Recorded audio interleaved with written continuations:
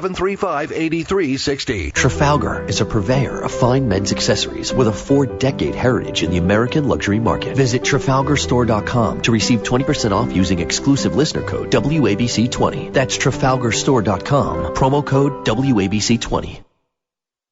From the Nouveau Fat Loss Studios, WPLJ HD3 New York, 77 WABC New York, a Cumulus station with news now. A bitter blast, 24 sunny. I'm Noah Layton with those stories we'll be talking about, 77 WABC. It's all about keeping warm today and tomorrow. First real Arctic blast of the season's moved in the last few hours. Temps in the teens and 20s, the real feel in the single digits. City mobilizing to get homeless people off the streets today so they don't freeze to death. This man who was once homeless himself knows what it's like when it gets this cold outside. I've faced homelessness several times. And spent several nights on the train tracks, and that's no fun. Yeah, in Newark, the city's opened warming shelters for people with no place to go in the cold. Here's the mayor there, Ross Baraka. Opening up warming stations for the homeless residents of the city and make sure they have a place to go that's safe, that's warm, where they can get some food and be safe from the elements. Yeah, snow's in the forecast too, by the way. Bill Evans going to have the details coming up in just a few moments. Just getting this in the last 10 minutes or so, Egypt's Civil Aviation Ministry says traces of explosives have been found on some of the victims of the Egypt Air flight from Paris that crashed into the Mediterranean back in May. A criminal investigation will now begin into the crash of Flight 804, which killed all 66 people on board. NYPD hoping for new leads from the public to help them find the killer of a 30-year-old jogger in Queens. Cops have released some signs people can look for to help pinpoint who raped and strangled Karina Vetrano, Howard Beach, back on August 2nd. Detectives say the killer is likely familiar with Spring Creek Park, the crime scene. They also believe he was frequenting or even living in the park for days, weeks, or months prior to the death, then went MIA after the murder. Vetrano's father has been intimately involved in the search for his daughter's murderer. I've thought of every different scenario, every different one, because all I have time to do is think about what happened and why. And I can't come up with a why. I know what happened, but I don't know why. Investigators think the murderer may have appeared disheveled and scratched up in the hours after the killing. A Long Island Muslim college student who says she was harassed on a city subway by drunken men shouting Donald Trump may have lied to police. Daily News reporting this morning that 18-year-old Yasmin Saweed told cops she was taunted December 1st on a number 6 train by 3 men who called her a terrorist, tried to snatch her hijab off her head. As police searched for her attackers, she reportedly broke down yesterday, telling cops the attack never took place and that she made up the story because she didn't want to get in trouble with her parents for breaking her curfew after being out late drinking with friends.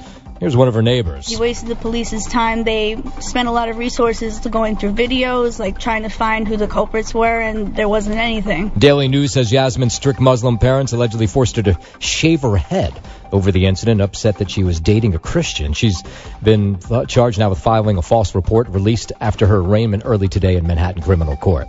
Traffic, weather, they're up next. WABC News Time, 10:03. On the 77 WABC app, The Drive at 5 with Curtis Lewa. This is like the first time in quite some time we've openly defied their edicts, their belief system. What is going on in the mind of the Chinese leadership? I think they're very concerned because Trump isn't following diplomatic convention.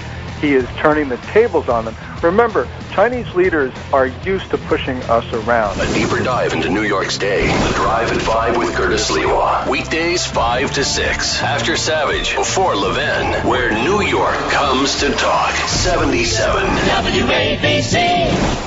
I've suffered from psoriasis, mainly on the scalp, for 28 years. I went through 8 dermatologists. If you suffer from psoriasis or vitiligo, you know the pain and embarrassment. Now there's a simple non-medication solution called Extract. Extract treats areas using a unique targeted light therapy. You have no idea how thick the plaque was on my scalp. Now I'm very close to having clear skin. I'm thrilled with my results. With clinical studies showing immediate results, with up to 95% clearance, Extract simply works. Extract is covered by all major insurances and Medicare and will help you find a doctor close by. I just want to thank you for the great results of my psoriasis. Thanks to Extract, my scalp hasn't looked and felt this good for years. I'm forever grateful for Extract. Call now to live Extract Clear. Call 800-260-3485. That's 800-260-3485. 800-260-3485 or xtracradio.com. Qualified patients, certain restrictions apply. It's the season to save at Lumber Liquidators. Get the floor you want at a price you deserve in time for the holidays. This week, the more you buy, the more you save. Save $200. Save $500 on more than 400 varieties of floors, including pre-finished hardwood from $179. Save more on top of already low prices, like 3/4-inch solid Bellawood. It's up to 25% off. And North American and European laminate up to 56% off. Plus special financing. Save more on flooring for the holidays. Visit LumberLiquidators.com for a store near you by Tuesday. 10:05, checking the roadways now. Here's Angela Chase. The Sawmill northbound approaching Ashford Avenue. There's an accident in the right lane. The Cross Westchester Expressway eastbound at Knollwood Road. A wreck here slows you down from the New York State Thruway. And the Brooklyn Queens Expressway southbound after Meeker Avenue. Wreck in the right lane has traffic backed up to Roosevelt Avenue. In Manhattan, West 55th Street between 11th Avenue and 12th Avenue. An earlier accident involving a bicyclist is still under investigation, and police do have the road closed. Greenwich Village, Charles Street between Greenwich Avenue and Waverly Place. There's fire department activity. And the New Jersey Turnpike Western Spur southbound on-ramp from Route 1 and 9. There's an overturned tractor trailer blocking that partially. Fairfield 80 westbound after Lincoln Park. An accident takes up the center lane. And at Grand Army Plaza, there are delays for the 2 and 3 subway trains. At 33rd Street, Rawson Street, there's a service change for the 7 train. Right now, traffic is brought to you by the American Red Cross. Your one blood donation can help save the lives of up to 3 people. Make a difference in the lives of others. Give blood through the American Red Cross to help hospital patients. Call 1-800-RED-CROSS or visit redcrossblood.org. Our next traffic report in about 15 minutes. Angela Chase. Right now, traffic 77 WABC. And now here's Channel 7's Bill Evans with the forecast. Going to be seeing temperatures of around 29 degrees, but that's of little significance when the winds are out of the northwest. That'll make it feel like 15 degrees this morning to about 5-6 degrees north and west, to about 3 degrees in the city this afternoon, and below 0 north and west and into tonight. Tomorrow we have sunshine, a bitterly cold day. The wind dies down a little bit on Friday to a 10 to 20 mile an hour wind, and the high is going to be 27, but the real feels are still in the teens in the city, single digits north and west. The low is 20 Friday night. Snow starts to move in. As that moves in, we're going to be looking at areas of snow that will start to accumulate 1 to 2 inches in the city, Long Island, central southern Jersey, before it starts to turn over to ice and rain early Saturday morning. The snow hangs on a little longer off to the north, maybe 2 to 4 inches of snow, but that too will change over to ice and rain. But slippery travel for Saturday morning, no matter where you're going. This is meteorologist Bill Evans for 77 WABC, where New York comes to talk. 24 sunny Midtown right now. I'm Noam Layton on 77 WABC, where New York comes to talk. The Bernie and Sid Show. Guaranteed to be enormously successful. It's about truth, the damn truth, New York's truth, the truth behind the BS. For New York, nothing at all in between. This is Bernard McGurk. Bernard McGurk. So Bernie. This is Sid Rosenberg. The one and only Sid. Live, local, on it. You never know what's going to happen.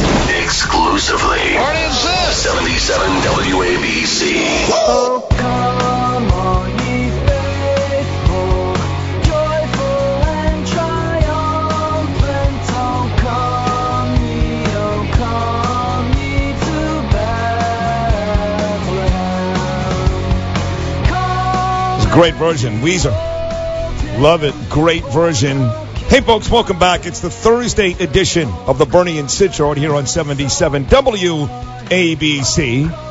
And if we sound festive, it's because we are, not just the music. It's Friday Eve. It's Friday Eve. The week before Christmas week. Right. And we're done with Imus until 2017. You get to sleep.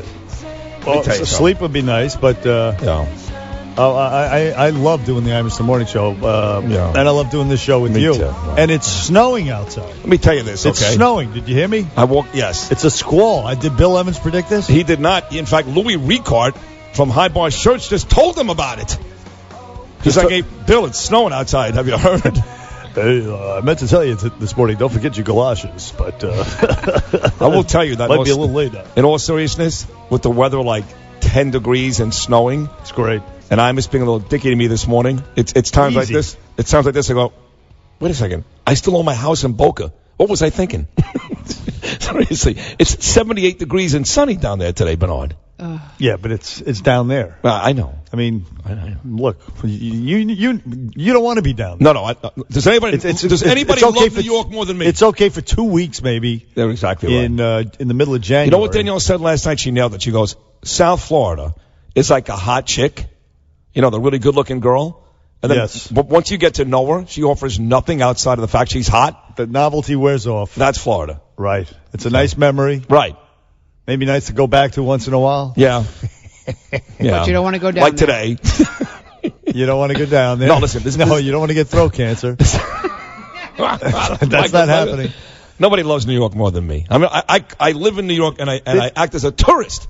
I love this city. Look, this is it. This is right. The snowing now, the week before Christmas Perfect. week. It's just beautiful. Festivus Lights all over soon. the place. Yeah. The Believe sign on the Macy's building. I do love that. It's fantastic. And we got the president-elect blocks away. We're in the hub. This is the center of the universe right now. This city. It really is. And is even otherwise. Whenever if it wasn't for Trump. No, there's no doubt. At this time of year, there is even with the snow and the cold, this is the best place to be. It is somewhat magical. Once you get out of work and you're kind of walking around, you look at the lights. It's very, very nice. Thank you for coming around. I haven't come completely around. You come in all negative. Well, I wish I was in Boca. I didn't say I wish I was in Boca. I said there are times like this when you say to yourself, Boca's not that bad. All right, so look, we have Congressman Peter King coming from Long Island. He's going to join us. He's pissed. Excuse me. He's honked off. Why? He's mad. He's mad at all this Russian hacking. Oh, I know he is. Yeah. So that's not why he's coming on, though. He's coming on because I was in your neck of the woods.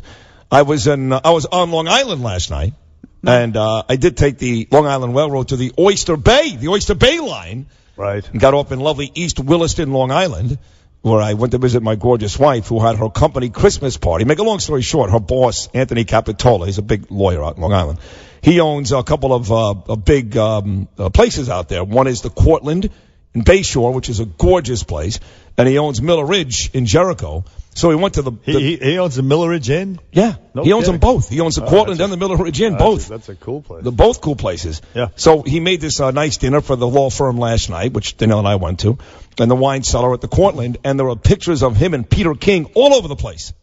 Because he is a member of the Republican National something or other. He's a macha with the Republicans, this attorney. And Peter King's his boy. So that was the occasion to invite. That was it. Yeah, just so I can say, hey, I saw your picture all over the Cortland yesterday. All right. Well, it just so happens that Congressman King is smack dab in the middle of this Russian hacking thing. You're getting all these leaks. NBC News now reporting that Vladimir Putin was at the center, was actually personally involved. I believe it.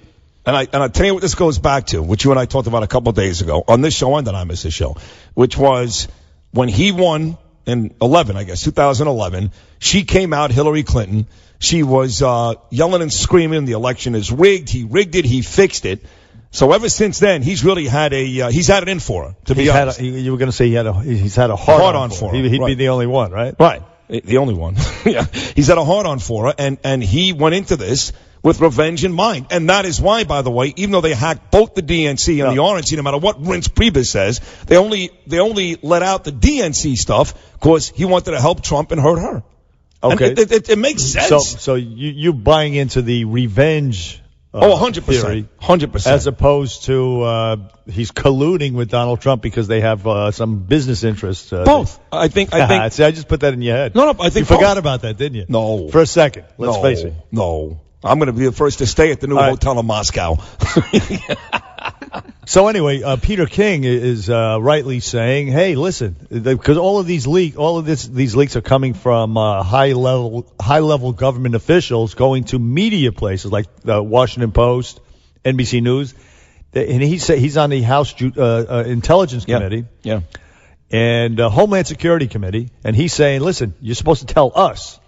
And nobody's told them. So he knows nothing about it. And that's why he's honked off. Oh, Peter King, always the last to know. Now, listen, you remember when Donald Trump said... this is from the debate. Okay, let me hear this. Take a listen. One of the debates. I don't think anybody knows it was Russia that broke into the DNC. She's saying Russia, Russia, Russia, but maybe it was. I mean, it could be Russia, but it could also be China. It could also be lots of other people. It also could be somebody sitting on their bed that weighs 400 That's pounds, funny. okay? That's funny. So, Lindsey Graham. That's funny. Oh, don't do this. No, this is He's funny. my friend, Lindsey. Take it easy. All right, let's hear it. This is what he said yesterday. Why do you think the president-elect still refuses to accept that the Russians were involved? He says it could have been the Iranians, it could have been some guy in New Jersey. Well, the Iranians are hacking into our systems. If it's a 400-pound guy, it was a 400-pound Russian guy. Right, Lindsey. Told you. He's supposed to come on next week, so Yeah, I'm well, working the phone. he's afraid of me, apparently, right? Yeah. By the way, I made a mistake. I said that the Cortland was in Bayshore. How do you not correct me? You're Mr. Long Island. It's 'Cause I'm not listening to you. It's in Eisenhower Park. That's fair. Eisenhower Park. Yes, it is. Which we spent time in many years ago, right? You went to Metro 007.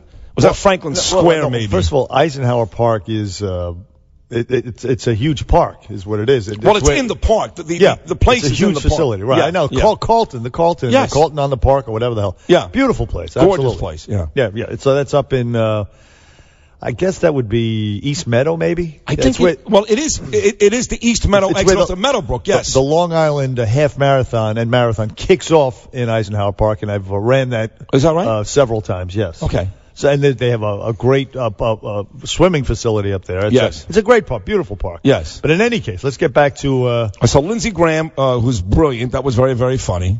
Right. So Peter King's going to come on and he's going to expand on. He thinks this is an effort, essentially, to delegitimize Trump. He thinks it's very politicized. Yeah. And of course, that idiot John Brennan, who runs the CIA, I don't like him. He's a dummy. He's a fearmonger too. Fearmonger. Totally lost. Missed the ISIS thing. Missed the Benghazi thing. Missed everything. And he's a clown. So I wouldn't be surprised if it is. But you also have this. Remember this? A lot was made of this Muslim girl on the 6 train. She said she was, harassed by 3 Trump supporters. Trump. They grabbed at her hijab and all this nonsense. The Tawana Brawley Muslim story, basically. Yeah, the one that doesn't exist. It turns out never happened. Right. It's a hoax, like many other of these allegations. Like, for example, remember the Beastie Boy Park out in Brooklyn with the swastika and Trump. I mean, come on, it's just it smells fake. So it's fake news.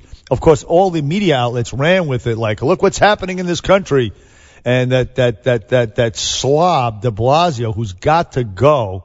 He actually blamed Donald Trump for these hate crime hoaxes, as it turns out. And this is the guy, don't forget, who fell for the fake news called "Hands Up, Don't Shoot." Yes, he did. Who he spewed. He allowed everybody to lay across a Brooklyn Bridge and he do all that spewed nonsense. some really venomous, irresponsible anti-cop rhetoric. Right. And then 2 cops were assassinated. And you know what scares the hell out of me? You know what scares the hell out of me? With all that said, you're right. The guy came from Baltimore and killed the 2 cops. What scares the hell out of me is, and look, Bo Dietl's our guy. We're voting for Bo. Blah blah blah. Is that the more I've looked into that race pretty good now. Now that Trump and Clinton is over, I'm starting to set my sights on the local stuff. And I got to be honest with you, I have this really, I think, legitimate fear he's going to win again. I'm telling you. De Blasio. Okay. Yeah. We'll worry about it. We'll wring our hands about that down the line. Well, we got to start doing it. At least the Daily News is starting it now. Listen, I'm highlighting some of the horrific things that he's saying and doing right now. So I am starting. I know you are. We've been doing on this show for a couple of months. So I'll tell you what wasn't a hoax was that video of that white motorist in Chicago. That was not a hoax. Getting the shizzle pummeled out of him. Right. By by those young black guys saying, "You voted Trump, bang! You voted bang!" Kicking him. You voted Trump, bang! That was real. But you don't hear anything about that. You don't hear, that's blaming Hillary for that. You don't hear any of that stuff. You okay, bro? No, I'm not. I'm pissed off. I'll tell you what. What happened to you? You know this actress, she's on one of your favorite networks. She's on the Bravo network. She's a very pretty girl. Very pretty girl. Lisa Edelstein. Yeah, one of the greats. Very attractive. I think it's Edelstein. Whatever. Frankenstein. She was on ER, Frasier, etc. Anyway, she was tweeting about Alan Thicke's death. And she wrote, "R.I.P. Alan Thicke. Seems like everyone is checking out before the Trumpocalypse." And she got, oh my God. I know, right? See, flirty even said. She got, somebody tweeted, she said that Lisa Edelstein, The man died in front of his 17-year-old son a week before Christmas, but LOL Trump, right? Let her go to Canada. Can you believe that? Well, anyway, so you have that, and you have Politico, right? Politico, a mainstream news outlet. It's online. But it's the equivalent of NBC News. It has all the credibility, right? They actually, you use it a lot. I read a lot. In fact, I saw today that our very good friend Kimberly Guilfoyle, according to Politico, is being considered for the White House. What do you call that? The Speaker, press secretary. Press secretary, right? Which she'll never take. No. But I think Katrina Pearson or Sean Spicer are going to get it. So sick. Any of the media people, the media people are not going to take it. I agree with you because it's going to be a paycheck step down. Laura Ingram's not going to take it. Guilfoyle, but can I just say this without angering you? I am so sick of Kellyanne Conway and Sean Spicer. Are you sick of and Reince Priebus? Reince. It's Rince. It's Reince. God, I'm so sick of all of them. Okay, well then maybe instead of moving to Boca, right? You might want to move to Tel Aviv or something. I don't know, because you're going to have to get used to these people. Why? I don't know, because Trump got elected. But what is? All right, but can I ask you a question? So, before you go into this next call, what do you think Kellyanne Conway makes? I'm just curious. I asked Conor McConnell, and he had no idea. No, right now, not a lot. $500,000? No, I wouldn't say. Really? I don't think so. She led his campaign. He won. Did she get a bonus? Did she get a Christmas bonus? She went from Ted Cruz to him. But who knows? I would say maybe 150, 200 grand. Are you serious? It's got to be more than that. Got to be more than that. I don't think so. I really and plus the campaign's over. So is she collecting a check now? No. She's on television every day for the guy. Now she could probably cash in the private sector because she has all this this prestige behind her. She's the first woman to lead a successfully run a presidential campaign. Broke the glass ceiling. You don't hear that on CNN. Who's, by the way, being a class action suit that they're racist. CNN, whoever. That's beside the point. That's beside the point. Don't worry about it. There's so much here. But this Politico lady talking about Ivanka Trump, she's going to take over perhaps the First Lady's office in the White House. She was at that meeting yesterday of the tech giants with Trump and everybody else, with the sons. And she would be there because Melania is going to stay home with Barron until he's done with school, which my kids did down in Florida. And then she'll join Trump in D.C. in about 7 months. Exactly. Which, fine with that. Okay, so this journalist from Politico tweets out, either Trump is effing his daughter or he's shirking nepotism laws. Which is worse? She question mark. So before it lasted about 24 hours before they finally the critical mass was reached and they fired her. But they did fire her. But she was not an analyst. This is a reporter reporting on the campaign. If we're going to be honest here, I know you love Trump and he could do no wrong, and we love Ivanka. She's a very classy, smart, beautiful girl. He may do wrong, but so far so good. He did grab her ass on stage that night. John, okay. Well, okay. So what? So if she actually jokes around about him with his daughter, he also said I would date her if she wasn't my daughter. He told Howard Stern he'd bang her, basically. He didn't say that. Oh, Flipper, what'd he say? She wrote. This lady wrote this. He was kidding around on a comedy show, perhaps. He's trying to, again, just like he was with Billy Bush. What about the ass This grab? is a report. What about the ass grab at the debate, right before the debate against Hillary? Is there anything wrong with that? I smack my son on the butt before he goes to school. Just a little pep. Cute. Please don't get angry at me, Flirty, but when you involve yourself in these stories, it just. Come on, we're trying to relate to the people. We have to. You're crazy. Ourselves. I'm sorry. Go ahead.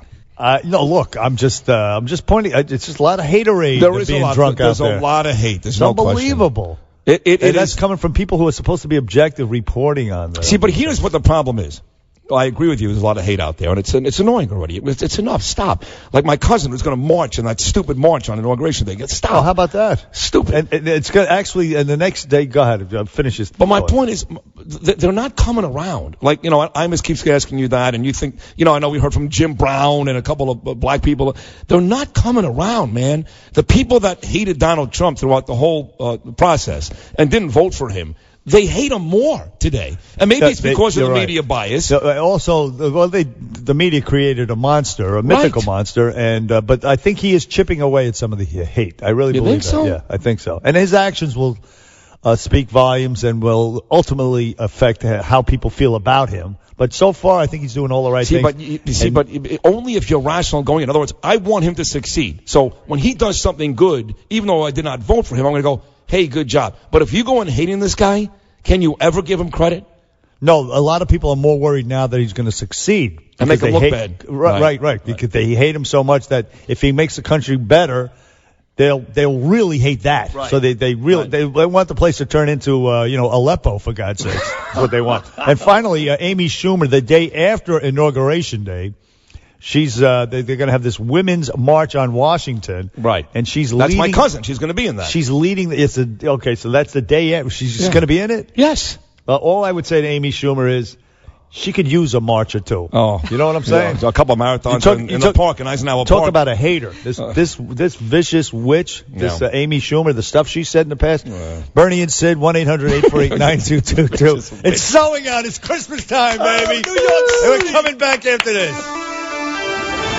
77 WABC. Traffic and Transit. The Sawmill northbound approaching Ashford Avenue. There is an accident in the right lane. The Cross Westchester Expressway eastbound at Knollwood Road accident has traffic slow from the New York State Thruway. And the VQE southbound after Meeker Avenue, that accident has cleared. It's unwinding from Roosevelt Avenue. Manhattan, West 55th between 11th and 12th Avenues. There's an accident investigation where a car hit a bicyclist. And the Village, Charles Street between Greenwich Avenue and Waverly Place. There's fire department activity blocking off lanes. Fairfield 80 westbound at Two Bridges Road. Crash in the center lane slows you down from Route 46. And the New Jersey Turnpike Western Spur southbound on-ramp from Route 1 and 9 does have an overturned tractor trailer partially blocking that off. Also, reduced speeds on the New Jersey Turnpike inner roadway northbound from Interchange 12 to the Southern Mixing Bowl for road treatment. And the Metro North has limited substitute bus service provided between Wassaic and Southeast due to a track condition around Harlem Valley, Wingdale. Also, service changes for the A train at Broadway Junction. Checking the forecast from Channel 7's Bill Evans, snowing 23 degrees, feeling more like single digits, 18 overnight with highs at 27 tomorrow. Our next report in about 10 minutes. Angela Chase, right now traffic on 77 WABC. Angela Chase just told us it was snowing. Nobody predicted this. It's like a little mini blizzard out here in Midtown. It's fantastic. Fantastic. Now listen, Harry's.com, these razors, Sid and I both use them. They're half the price of these quality razors that you buy at the pharmacy that cost you an arm and a leg. Harry's.com, half the price.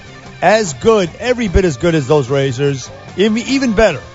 And Harry's.com, if you go to Harry's.com to order these razors, which Sid and I both use, and we love them, the handle, the close shave, but you put in promo code WABC at Harry's.com to get the razor, and you know the deal, folks. You attach the razor, you have the handle, and the disposable razors.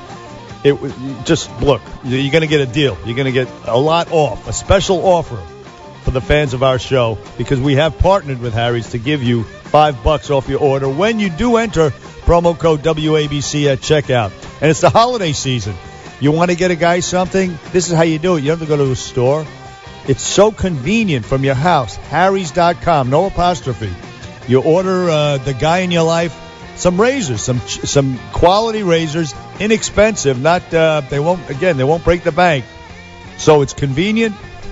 They're quality razors, and what else can I tell you? The cost. Harry's.com, folks. You got to act now, quick, because we have that special offer. If you put in promo code WABC at checkout at Harry's.com, you're going to get a great deal. All right, don't forget, coming up on the program in about 8 minutes, the great Rep. Peter King.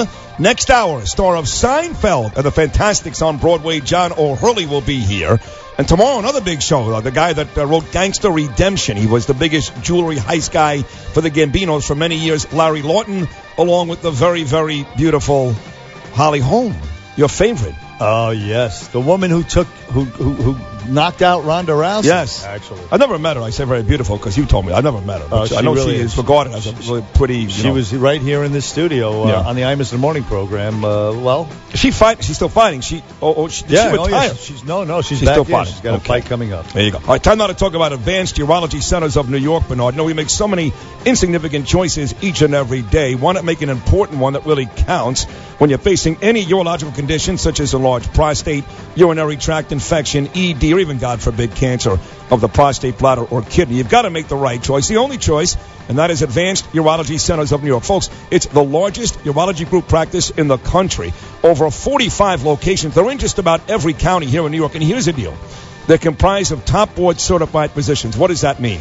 People travel from all over the world to come to our hospitals, right? Presbyterian, NYU, and they're all great hospitals. Well, here's what you get. You get the same doctor you will see at one of those hospitals at Advanced Urology at a better deal. So whether it's routine or the most complex case, you're getting the best care at a great deal. Make the best and only choice for your urological health. Call Advanced Urology Centers of New York today. They're at 855-DR-Urology. That's 855-DR-Urology, 855-378. WABC, where New York comes to town. Bernie and Sid on demand. You never know what's going to happen. The WABC radio app. Download it now. Upload the BS 77 WABC. Kanye West tweeted a photo of a Donald Trump signed copy of Time Magazine's Person of the Year issue. Trump signed it to my good friend Ben Carson. I love that. Yo, that's funny, man. That's funny right there. That is pretty Conan funny. O'Brien. Speaking of funny, he's a very serious man, but a statesman. He's been protecting this country. Yeah. My former congressman from Long Island. And very funny, too. He's very but that's funny. what I mean. That's I've taken it full circle. Yeah. Congressman Peter King is on the line with the Bernie and Sid show right now. Good morning, Congressman King. Hey, Bernie, how you guys doing? Hey. How are you? I'm great. Actually, you were on my mind last night. My beautiful wife, Danielle, works for a great law firm in Garden City, Peter. Anthony Capitola, who happens to own the Cortland, and he made the firm last night a nice little Christmas party at the Cortland. So he walked me around the place. A great guy, and his daughter, Michelle. And you're everywhere. Pictures of Peter King all over the place. Well, Tony Capitola is a great guy. Really a top lawyer, businessman. Really solid guy, and I hope he hasn't hurt his reputation by having my picture up there. He's also big with the Republican Party, too, obviously, so he loves you. And, a very good Republican. Now, your wife didn't say my husband said that guy's a moron. No, we love you. You kidding me? Okay, we love you. We love you. So you got a busy But day. isn't it called the Carlton? It's called the Carlton. Carlton. Yes, Right. it's called the Carlton. He also owns was it the Miller Ridge? Miller Ridge Inn, yes. Yeah. Yes. He's doing very well, but he's a very successful guy. Yeah, he's a great guy. Great guy. Good guy. And he loves the Congressman. He loves Peter. Long live the King, he says. As do myself. Now, Congressman King, this whole Russian hacking thing, you were incensed last night on Fox News. Understandably, these leaks all this stuff is being leaked to the press. And you're saying, why the hell don't they give it to us? You're on the Homeland Security Committee. Tell us. Intelligence Committee. Yeah. Listen, I mean, not only are they leaking, but what everyone's telling us in the intelligence community is that they do not know what the motive was, other than they felt the Russians wanted to just disrupt the election. And this started long before Donald Trump was a candidate. And as recently as November 17th, the director of national intelligence said that we cannot say that they will favor one candidate over another. We've heard nothing since then, and they're supposed to alert us whenever there's a change. Instead, we read it in the Washington Post and the New York Times, and they're saying the CIA, they're saying the intelligence community. Well, who's the CIA? Is it John Brennan, the director? Is it some guy in an office somewhere? I mean, there is no finding of the CIA. They put out findings and conclusions, and there is nothing at all saying what Washington Post and New York Times are saying. So it's two things here. One, if there is such a report, and they're keeping it secret, then by giving it to the New York Times, that's a crime. By giving it to the Washington Post, it's a crime. If somebody in the CIA is freelancing on their own, then it's almost like you have our top intelligence agency is working against the president-elect of the United States. It's like a disinformation campaign being run by an intelligence agency against its own government. It's terrible. Wow. And first of all, this guy, the CIA director, this John Brennan, he's a political guy, and he's not very, in my opinion, Congressman King, very competent. He missed ISIS, he missed Benghazi, and I don't have a lot of confidence in him, and I wouldn't be surprised if he was the guy politicizing this. Again, it could be John Brennan, it could be, but listen, no matter who it is, they should be finding out, if it is being done unauthorized, then there should be a major investigation right now by the CIA internally and by the FBI to find out who it is and prosecute that person. If it is an official report and they haven't given it to Congress, that violates the law because they are obligated to report regularly to the House Intelligence Committee and the Senate Intelligence Committee. Right. And yesterday, when the chairman of the committee, Devin Nunes, called all of them to a meeting today, they said they don't have the time to come. So they have the time to leak it to the New York Times. They have the time to leak it to the Washington Post and talk off the record. But they don't have the time to talk to the committee in Congress, which has the statutory responsibility to oversee them. It's really disgraceful. It really No, that is disgraceful. Now, you meeting with Trump today at 12 o'clock?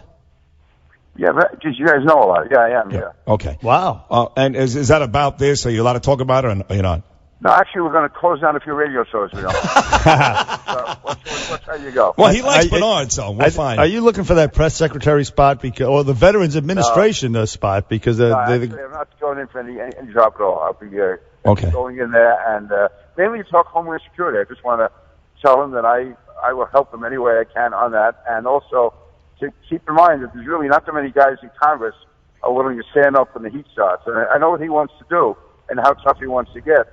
But just to really tip him off that not everyone wants to take those hard positions. They get very nervous. The New York Times or the Civil Liberties Union pushes back on them. But just before we move on to a different topic, Trump has tweeted out this morning. He said, look, on this Russian hacking, why didn't they go after this earlier? Why now and why not back last fall when they first knew about it?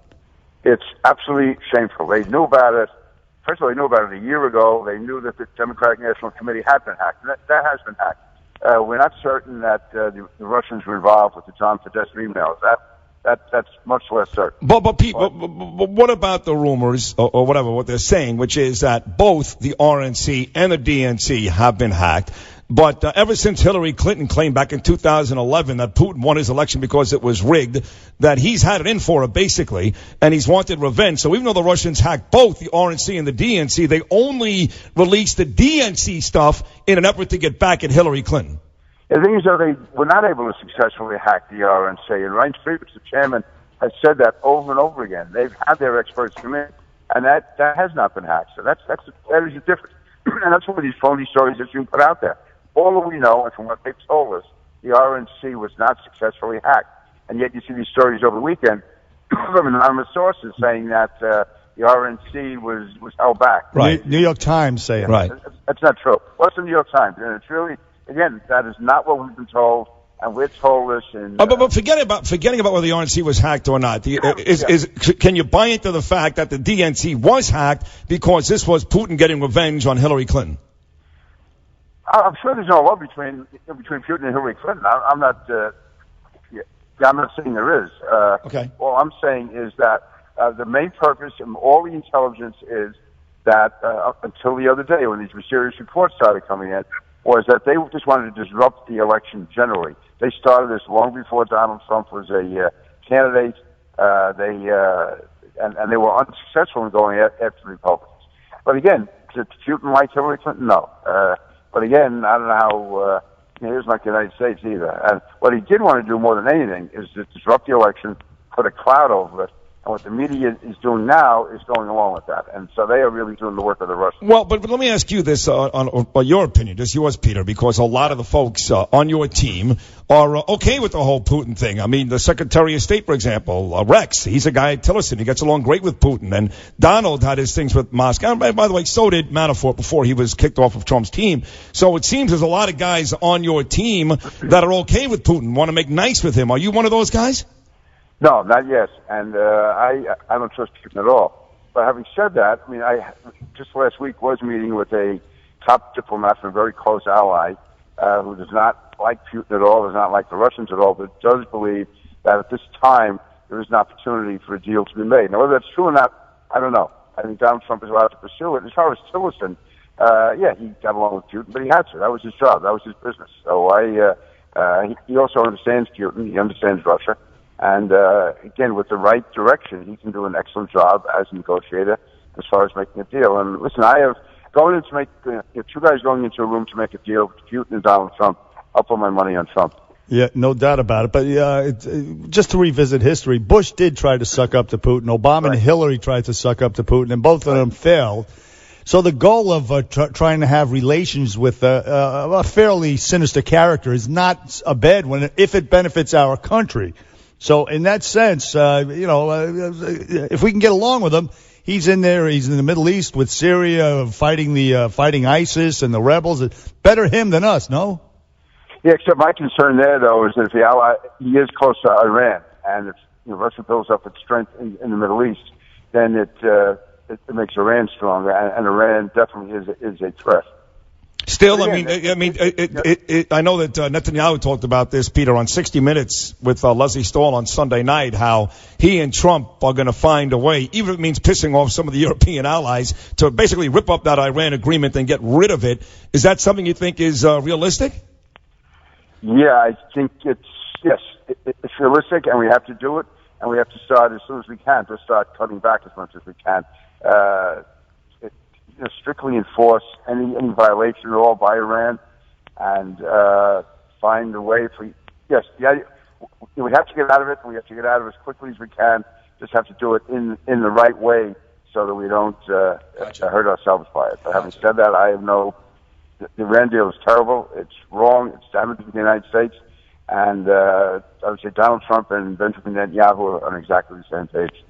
Now, Congressman Peter King on the Bernie and Sid show, my former congressman from Long Island, the situation in Syria and Aleppo is deteriorating. A lot of people saying, look, we should have done something. We should be there. We should be helping out. This is a disgrace.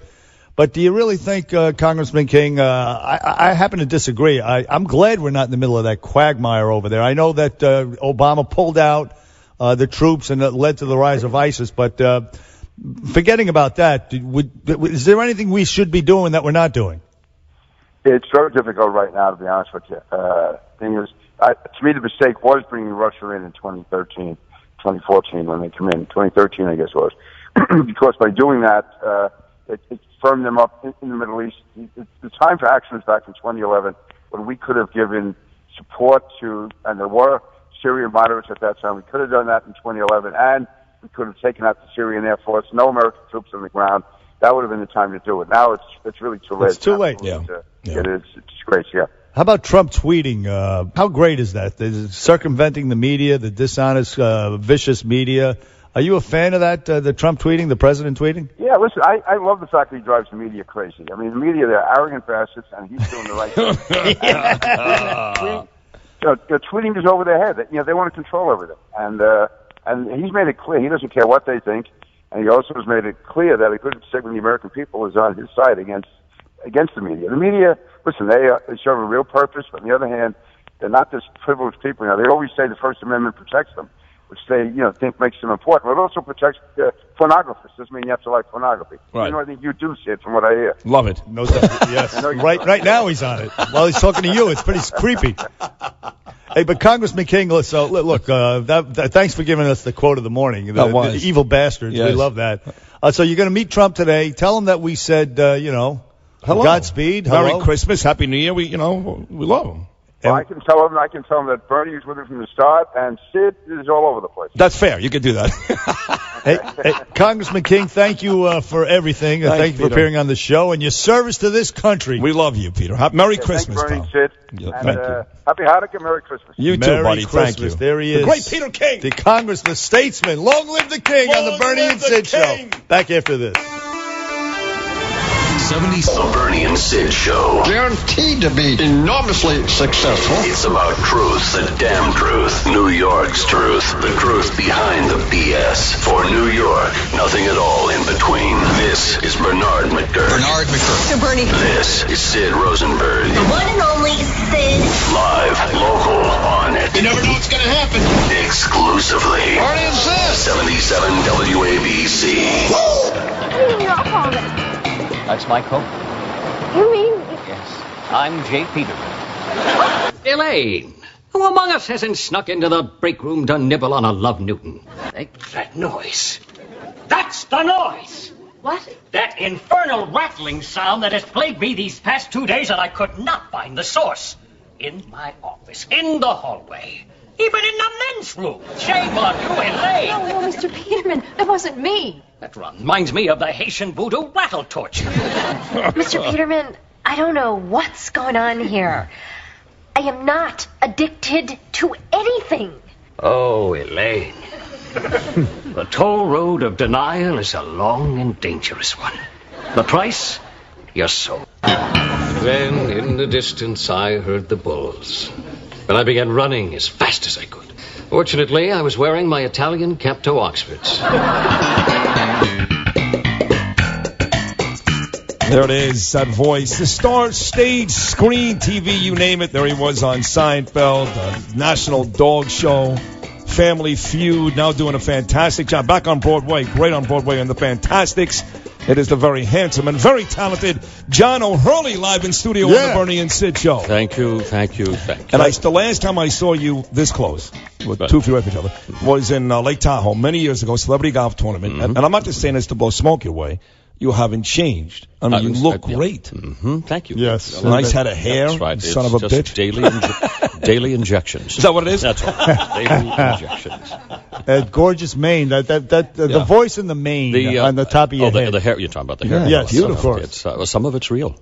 No. And you got the nice. Although I have to say it hasn't moved in half a century. But so, although it's certain wind speeds over 50 miles an hour, some of it starts to snap off. So also of Dancing with the Stars, you went all the way. The first season. Season. Wow. Controversial first season. Yes, very controversial. Got the 2-hour dance off at the end of it too. So I got the double surprise. You got the hair, you got the voice, and you can bust a move. I mean, bust a move. Well, I tell you, I couldn't bust a move before I did that. I was the guy at the wedding reception that would always have the glass of Chardonnay saying, when the music and the dancing started, I would say, knock yourself out, Shriners, you go ahead. Right. So, a lot of the guys that did that show, it's funny you say that, not the athletes. A lot of those guys I talked to over the years, Jason Taylor, LT, they were good with it. But a lot of those guys were not the type to get up first at a wedding or a bar mitzvah and hop on the floor. Never. And even when I was on Broadway all the years, it was always, all right, leading man to the back, dancers out front. Right. So what did you say? So you were intimidated, you were nervous, but you still said yes, and you were pretty good. Well, I did all right, but I mean, the first year I ended up ultimately winning, I suppose. But but the way it started was even more interesting because they called me. They had never done this before. They had this European series, this London series. They called me up for lunch. ABC never calls me for lunch, and they never pitch me shows. Right. So I should have been suspicious right away. We had lunch, and they were showing me this series with these elegant gowns and this live music, and it was going to be competitive ballroom dancing. And I said, I'll be very happy to host it. They said, no, we want you to do it. I said, no, I'll host it. They said, no, we have a host. We want you to do it. Right. And I said, all right, I'll do it. Who else have you got? And they said, well, you're the first person we've asked. Wow. And I said, but then they said, because we have you, now we can get Evander Holyfield. Oh. And I went, huh? And I realized what ABC was doing. They were trying to use this summer replacement series as a way to give America what they've been looking for more than 20 years. The John O'Hurley, Evander Holyfield matchup. Finally, on the level playing field of ballroom dancing. And if you remember, I took him out in the third round with my foxtrot. Yes, you did. That's right. Without having to take a piece of his ear off or anything like that. He left intact. Yeah, so congratulations on that. That was a fantastic run, of course. And we played the Seinfeld stuff coming in, and you do the voice on SpongeBob SquarePants. King Neptune.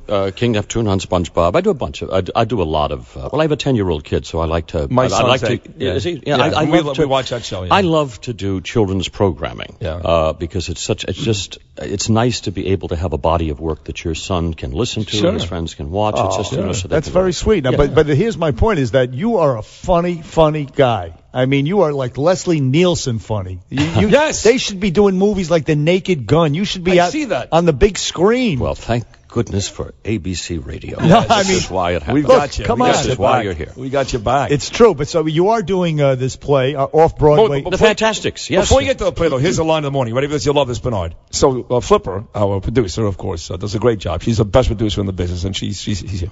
So she walks up to John. She goes, hey, listen, you're great in the Westminster Dog Show. What's wrong with that?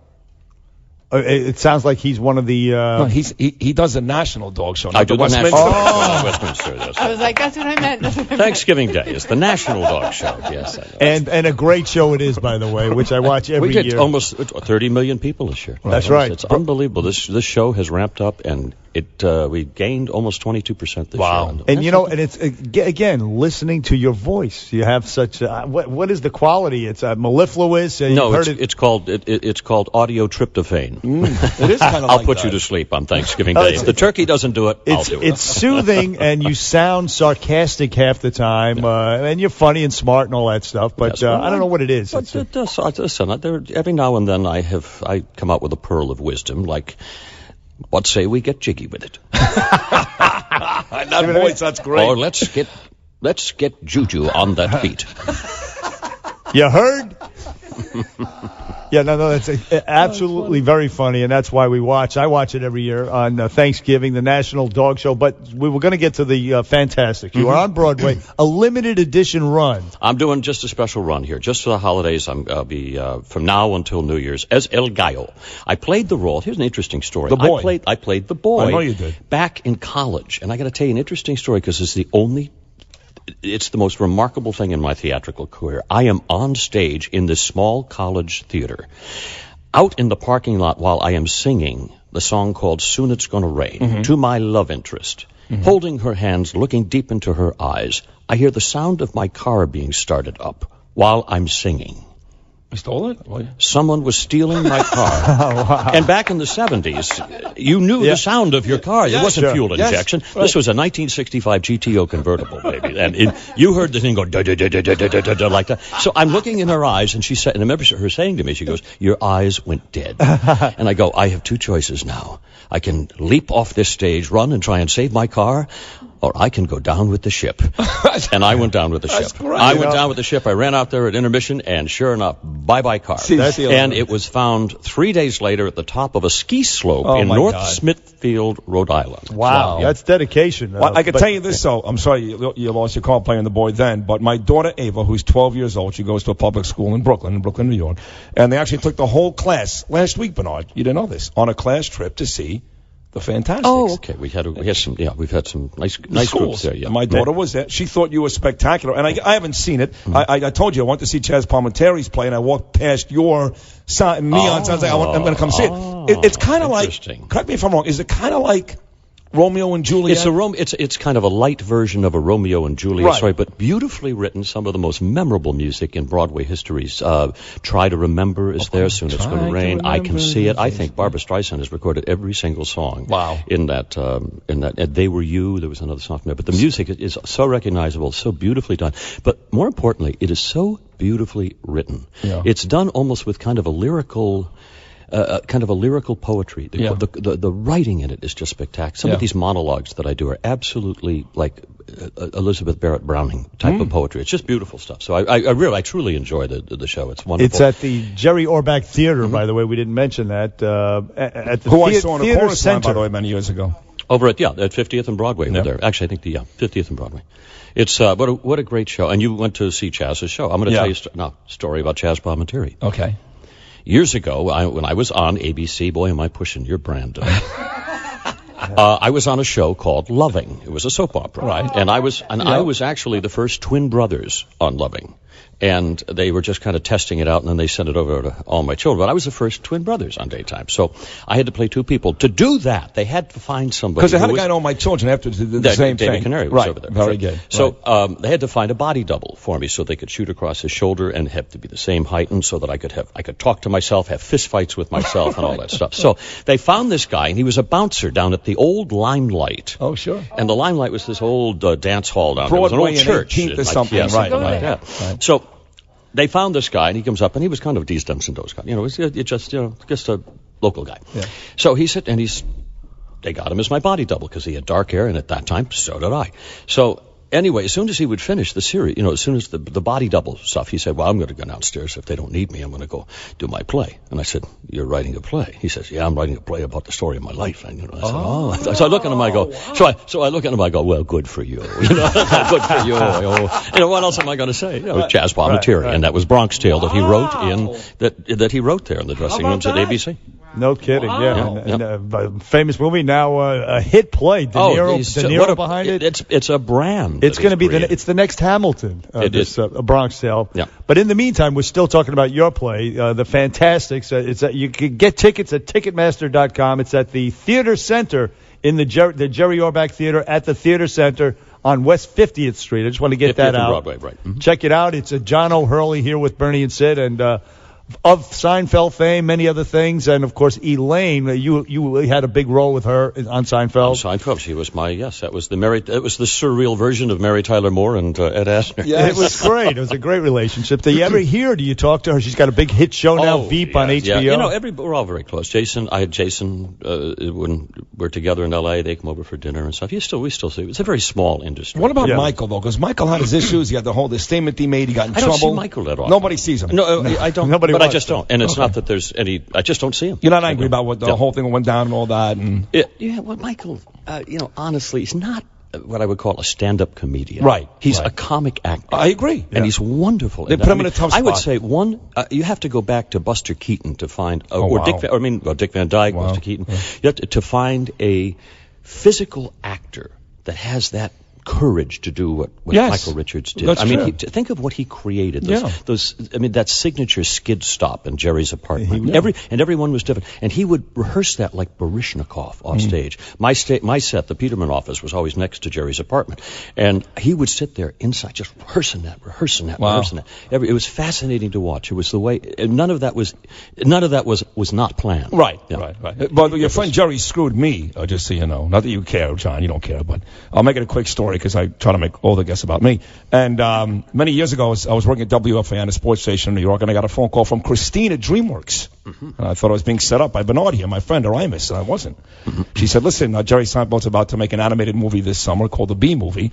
He's a fan of yours from WFAN. He loves your staccato delivery, your Brooklyn accent. You'd be perfect for the role. I said, great. We're going to pay you double union, whatever it is, $1,400. So make a long story short, I met Jerry Seinfeld at a recording studio in Manhattan, and for 2 hours, just like you and I that was just us. And I read for the part of the Hornet for the Bee Movie. And he was superlatives. Oh, you're great. This is perfect. This is great. And I'm like, really? Because, it's Jerry Seinfeld. You're great. You're going to be in the movie. So about a month before the movie comes out, I'm looking at all the IMDb, I see John Leguizamo, I see Whoopi Goldberg, I see John Goodman. I don't see Sid Rosenberg anywhere. You were part of the double scale package. You were Correct. You were not the star package. Correct. And the role of the Hornet eventually was taken out of the script. That's how good I was. Removed from the movie. Stripped from the movie. And I didn't get a role. Listen, Seinfeld. Listen, you're talking to a guy. I had monologues in every show as Jay Peterman that were stripped out of the show because they were stripped because the show was always too long. We were the most disorganized show on television. Right. Always 10 minutes too long. So they always said, to pull a Peterman monologue. I have monologues that are lying on the floor that are some of the funniest thing I've ever done. Does that kill you? That kills you, right? Oh, it does, yeah. And he blamed you want to hear one? Yeah, please. All right. This is when Friars Club episode when Rob Schneider was playing my hard of hearing assistant, and I mistakenly thought that he and Elaine were having a little tete-a-tete on office time, and so I walk into her office late in the afternoon, slap down 2 tickets to the circus that night, and tell her that she and Bob can knock off a little early and get ready. And she looks at me as though I just licked her ear. And she says, Bob? And this was the monologue that was cut. I said, Elaine, don't worry. I, too, am no stranger to love on the clock.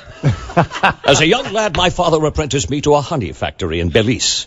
The chief beekeeper was his horrible hag of a woman with gnarled teeth and a giant wart that she called a nose. Oh, she was not attractive, even by backwoods standards. But love is truly blind, Elaine, and as the days went on, working closer and closer together, that sweet smell of honey in the air, I knew I had to have that horrible creature. And I did, so you and Bob have a good time tonight. Oh, I can't believe that got cut. Wow. Gone. That's awesome. That exists only off my lips right now. And brilliantly done. But by the way, who do you blame for that? Larry David? No, the show is always too long. 10 minutes too long on a 21-minute show. That's all I can put on the air. But still, they got to strip a lot of stuff out of there, so it was easier. And it would have been Larry David's call, right? Oh, no, I'm sure that's an editor's call. I'm sure the first thing you do is strip it away. They've got to get it down to the plot, basically. And then they start building back the icing on the cake. And, I understand that's the way. I wasn't advancing the plot. It was just you're being very gracious, but something tells me he's pissed. He's furious. You want to choke out Larry David. You'd like to kill him. Yep. There are moments when I still drop to the floor and curl into a little fetal ball and scream, "Oh, mommy, make it stop." When they ask guys like you about this show, I think they always say the same thing. Did you ever think, so lame, but did you ever think 20 years later they would still have the popularity? And guys like, well, I never really thought, but did you? Well, that show, yes. Okay. Anything else I've done, no. No, and I've killed a bunch of series, my friend. I'll tell you. Gotta love it. You see me at a table reading that show's going home in a body bag. No, but honestly, Seinfeld you did because it was just different, and I'll tell you why it was different. When I did the first read through of the first introduction of J. Peterman, I remember calling my manager that day, and I said, "This is the #1 show on television. It's not funny. It's not funny." Right. Yeah. And he said, and what I realized is it was teaching me a brand new way to do comedy. Yeah. Because Seinfeld wasn't about set the joke up, deliver, set the joke up. No. It wasn't about, like dancing, gather speed and release. It wasn't about that. It was about do the scene honestly, and the scene is funny. Yeah. And the whole story becomes funny. It was never about individual lines. And every other show I had done is like, find the jokes, here it is, go, right. Bang.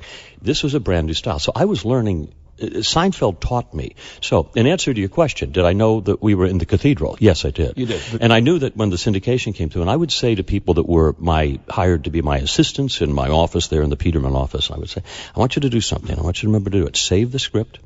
I want you to make notes about who was there, what you wore. Save every rewrite that you have, because you will be watching this show with your grandchildren. You said that, and wow. I would say, and I knew it. A visionary. Going to be, so I saved, I have all of the old scripts and everying like that that I had. And I made notes that I was, Plus you can make good money, sell it on eBay. God forbid things go bad on Broadway. If you saw my penmanship and some of the notes I was saying, you can't sell those. By the way, all the genius of Larry David. Speaking of which, I mean, those guys cashed in big time on the royalties. I mean, this is a personal question, but very well. Are you good to go? I mean, because of the royalties? Yeah, we still do it. Yeah, we still do very well. Killing it, right? It's just you live in Beverly Hills. It's mailbox money that comes in all the time. Every time what a country, man! It airs in 85 countries, and so he's got a smooth voice. He's funny, a brilliant head of hair, and he's set for life financially. And he said 85. Probably hung like a horse too. That is true. Yeah, yes, syndication is just extraordinary. It sounds like a Peterman episode, but I was doing a National Geographic special years ago, and I went to Botswana. Okay. And I'm out there in the middle of the Okavango Delta. Come on. No, I'm serious. From Mont. I've been there. Out there in the Kalahari. Spring break, right? Yeah. And we're shooting, but I'm literally landing on a dust strip in the middle of the Kalahari. Right. And this guide comes up to me and he goes, "Oh, Mr. Peterman." Oh my God. Really? And he does is he guides for 3 weeks and goes home to Johannesburg for 1 week. Wow. And out there, and it was a big hit down in Johannesburg. Kidding. Look at that. Isn't that funny? Worldwide, global. Well, John O'Hurley, I'll tell you what, I wish I were you, actually. Yeah, you are one hell of a talented actor. I said Leslie Nielsen funny. You should be in motion pictures right now.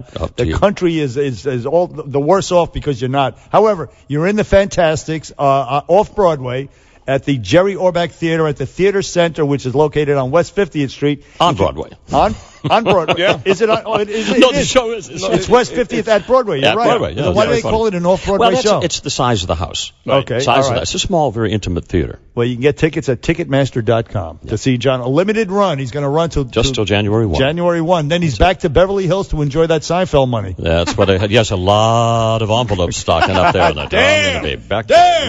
Anyway, John O'Hurley, thank you for appearing on the Bernie. Good luck with the rest of the run and Merry Christmas. Bless you, my friend. Good to be with you. Good to see you. Great to see you. You look great. All the love. Back on the Bernie and Sid show right after this. 77 W. He has been terrific.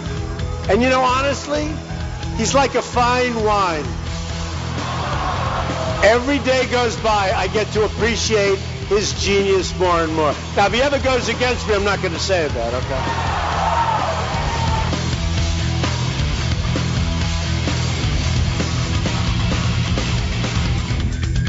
Donald Trump right there talking about Paul Ryan. He loves him now. So. I mean, basically, if you like Donald Trump, you say nice things about Donald. He likes you, and I'm kind of the same way, so I'm cool with that. So we all are, right? No, some people are able to say, you may say nice things about me, but I still think you're an asshole. Like I'm not capable of doing that. Like if you say nice things about me, I'm going to like you, no matter, even if you're O.J. Simpson. Maybe not O.J. O.J. may cross the line, I think. Possibly. But anyway, listen to Trump. He was at another rally, and he sounded a little funny. Take a listen. Speaker Paul Ryan, I've really come to appreciate him. Speaker Paul Ryan, Where is? He was drinking that fine wine. Not That really. was like Jimmy Kimmel does that thing. He's never had a drink in his life, right? Don? Never. A cup of coffee. That's unreal. That is really. I can't live without coffee. It's I know, me too. Drinking, yes, that's over. But the coffee. Oh.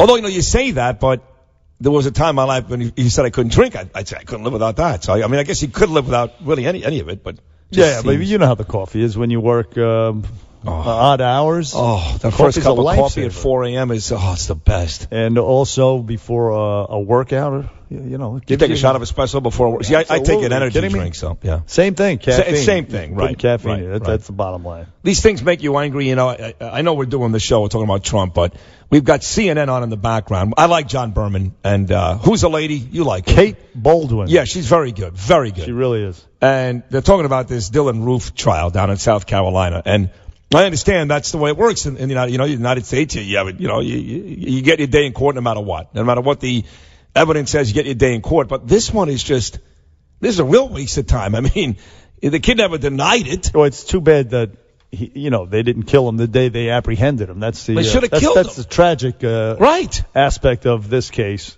And now this little mutt is in there representing himself. And CNN is all over it. All over it. What's his name did that? The guy that went on the Long Island Railroad and shot up everybody. Ferguson. Yeah, but actually, Ron Kuby represented that guy. No, he didn't. Yeah. Shocker. Stop it. He did. He did. Yes, he did. And Colin Ferguson fired him? Yes. That's right. What does that tell you about Ron Kuby? No, well, actually, though, Kuby is a very, very. He's one of the best. Ferguson was just a nut job. Right. Kuby just did something very good. He got Shabaka Shakur released from jail. Yeah, He was falsely imprisoned for like 27 years. Yes. Yeah. Amazing. No, not only that, Kuby comes off sometimes on the radio, especially if you're on the right side of politics. But he actually does good things. He does a lot of pro bono work. Yes. He does stuff for you and me if we need help. He has helped both of us in the contracts, yes. He's a great guy. He's very generous I like with Kuby. his time. A lot of pro, yeah. He's got like flirty experience. His personality. Yes, that was. He's a kind of he can't help himself. He's just like he's looking for a fight or something. He needs attention, but he's a sweet guy. He really has a good heart. He does. I was at a Christmas party with my wife last night, and somebody stood up to talk about the boss and the firm and all that stuff. And one of these young ladies described her boss. I love him. He's great. He's like a second father, but he's an acquired taste, is what she said. Who?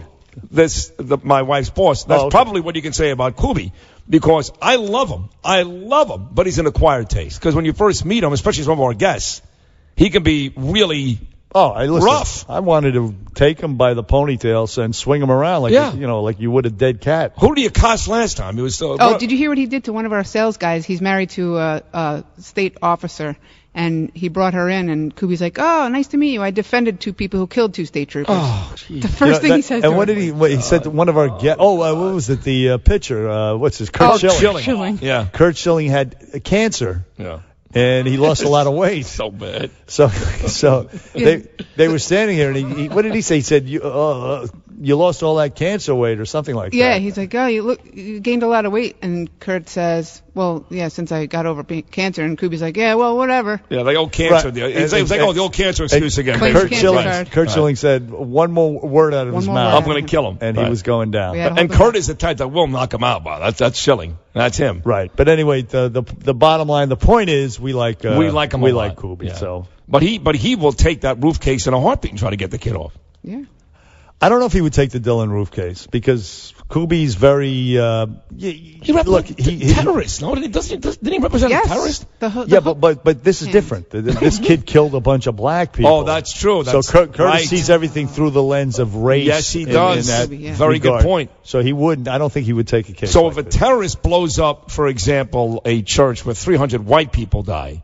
He'll take that in a heartbeat. And yes. Yeah. And house the terrorist family if he could. Feed them, house them. No doubt about it. But if you killed 9 black people, then that's where he draws the line. You're on your own, buddy.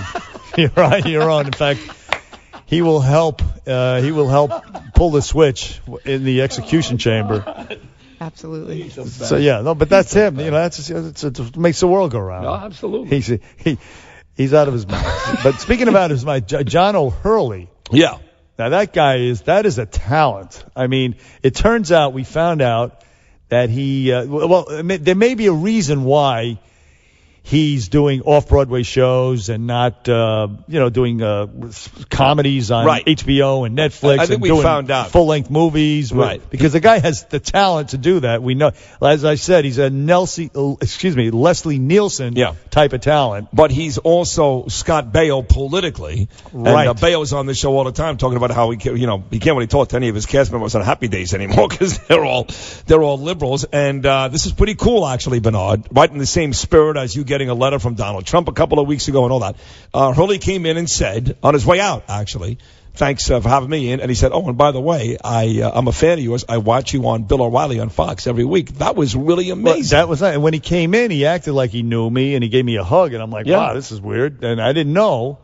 However, the point is that I'm making is that whereas Julia Louis-Dreyfus can work for Frank Rich's Veep on HBO because she is politically in line. Yeah, way like Amy Schumer leftist.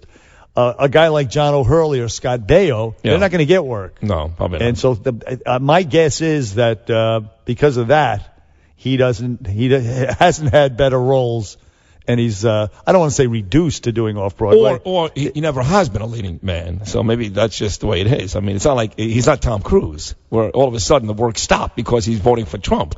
He never really has been a leading man. No, but I think he big could, character, not a character leading actor. Man. He could be in comedies. He could be like the problem is, but they don't make them anymore. I mean, TV is all reality shows. It's all. I mean, they don't make them anymore. He like for example, he should have been a staple on Larry David's reality show. For example, he could have been that. Larry David brought on a bunch of guys like Richard Lewis, the big stiff from Jeffrey Tambor. And also the guy who in Cheers, what's his name? Ted Danson? The fake hair, yeah. Yeah. Ted Danson, right. That's fake hair? That is fake. Totally fake hair. It's gone now. Now it's all white. John O'Hurley's hair is real, That's and real. He wasn't on Larry David. He was not. Ted Danson used to bang Whoopi Goldberg. That's right. Yes. So what does that tell you about his judgment? That's unbelievable. That is well, maybe unbelievable. back in the day, who knows? She's funny. She looked exactly the same. I'm just telling you right now. She's lost her mind. Yeah. Did you hear what she said? She's talking about watch your uterus and oh man, with Donald Trump. I mean, these people, some people. I used to watch derangement syndrome. She used to do out of control. The HBO comedy specials with Robin Williams and Billy Crystal, right? Funny. And she never made me laugh. She never did. Those guys did. Yeah. But then I had a love affair with Whoopi. After she made Ghost, I thought she was great in Ghost.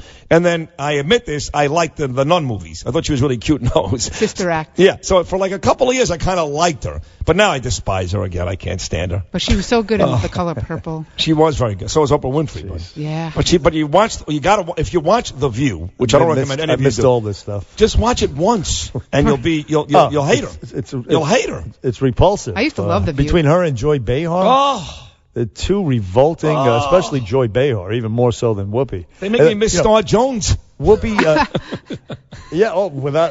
Star Jones is, was Mother Teresa compared to another fat person, by the way. Star Jones is Condoleezza Rice compared to right. compared to Joy Behar and Whoopi Goldberg. But they're absolutely they're like Amy View Schumer. Used to be good. When? I used to watch it all the time. A bunch of vicious magpies. Well, you had Hasselbeck on there. She was the conservative, right? She annoyed me. She was on there. She went to Fox. And then in the very beginning, you had Debbie Matsopoulos, the Greek chick. She was somewhat down the middle, I think. Yeah. But it got really liberal after a while. Rosie O'Donnell was great on that show in the beginning. She was great. She was. And another vicious, venomous. What did she put? She tweets out that fake news that Melania and Donald Trump's kid has autism. What is wrong with these people? Could you imagine, Bernard, not that long ago, going to tape that show and having both Rosie O'Donnell and Whoopi Goldberg on the set? I mean, and they hated each other. I'd go to Aleppo tomorrow. I'm serious. Looking at no problem. I'm in. Looking at a duplex in like a half-crushed building. Yeah. No, it's bad. Yeah. So anyway, hopefully they'll be down at that march the day after inauguration. Oh, they're going to be there. Although I don't know how far some of these ladies can march, to be quite honest with you. Amy Schumer's leading it. Right. And how many miles is the march? Is it even a lengthy march? If it's more than 10 blocks, they're finished. You're going to see a lot of scooters. Finished. Or I don't even know if they could navigate a scooter. I think Melissa McCarthy's in that march too, by the way. Well, she lost a lot of weight. She did. Yeah, she did. Yeah, well, just come on, get over it. And we had the Politico lady tweeting out some horrible stuff about Ivanka Trump. The hatred out there. You talk about women hating women, and I don't know. They do. No, they do. This Politico woman writes about Ivanka Trump is going to be perhaps taking the First Lady office in the White House until Melania comes down. She's going to work in the administration, essentially. And so the Politico reporter tweets, either Trump is effing his daughter or he's shirking nepotism laws. Jeez. Which is worse? Now, that lady will fit in. She just got fired from Politico. Look for her to have a seat on The View. CNN or The View. Any day now. Right. Do you think all these people that are Trump haters are upset that everything's looking so optimistic? Well, yeah, that's the point. I think I did make that point. I think they're worried now. They're worried that things are going to go well. And they're beside themselves that Trump's actually going to make the place better. That things are going to improve. It already has. And that's what's killing them worse than anything else. It already has, right? The stock market. Just admit it. And the world leaders out there are starting to pay attention. It's a good thing for us. We want to be prosperous. But they are, this is the derangement syndrome, or the aforementioned derangement syndrome. They can't handle it. It's too bad. It's sad. It's very selfish, and it's unfortunate. But we're happy today. It's Friday Eve. Yeah. It's Christmas. the week before. Come on. Is it still snowing outside? Snowing outside. It's beautiful. Holly Holm's going to be here tomorrow. Holly to Holm kick your is coming asses. in. Who knocked out Ronda Rousey. She's going to be in tomorrow. She's got a new fight. They just signed her up. She's going to a new weight class, actually, featherweight. She fights at a 145-pound weight, this Holly Holm. And I think she could kick your ass. I don't think so. I think she could. Let's see tomorrow. I'm not going to fight. What's wrong with you? Unless she says something about me. She is as sweet as apple pie. Yeah, but if you're smart, you get to her before she meets me. You tell her to say some horrible things to me to get me all fired up. Then I'll knock her out. Good. We're doing it. You ain't knocking. No, you're not going to. Don't do that. I'm not even going to be here tomorrow. But I'll tell Matt. You're not going to be here. That's right. Yeah. Bernie and Sid back after this.